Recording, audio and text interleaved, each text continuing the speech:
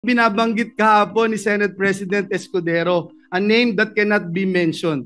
Walang iba kung hindi si Dracula, na ginawang tagapagbantay ng Kamara doon po sa National Blood Bank natin. Ngayon, Mr. President, nasan po si Dracula? Bumaba daw po yung dugo. Bakit? Kulang na po ba ang supply ng dugo? Kaya sa iba na humahanap ng dugo si Dracula? Sino ba ang mastermind nito, Mr. President? Hindi po ba ganito rin po yung ginawa sa atin 2 years ago nung nilabanan natin yung People's Initiative na may mga script na pinababasa at basa, scripted lahat. Kahit walang ebidensya, i-contempt mo. Kahit walang ebidensya, ipako mo sa krus. Mr. President, hindi po tayo natatakot sa mga ganitong uri ng demolition job.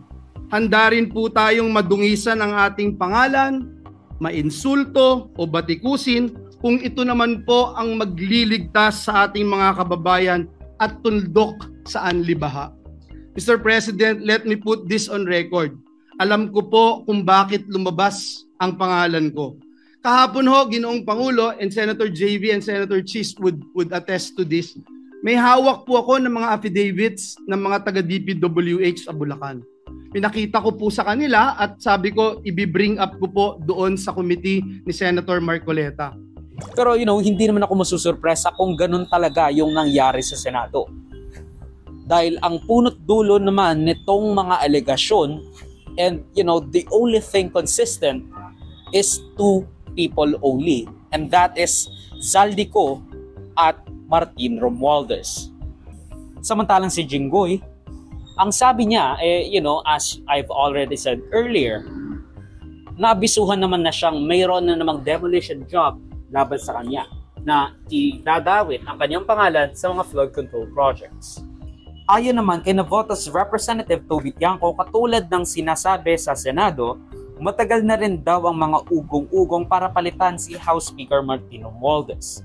Pero kulang pa raw sila ng pirma para tuluyan na siyang mapalitan.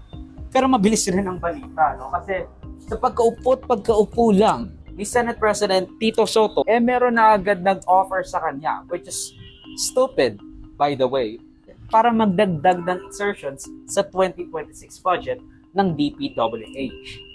Number two more questions, Tito Seno, very quickly.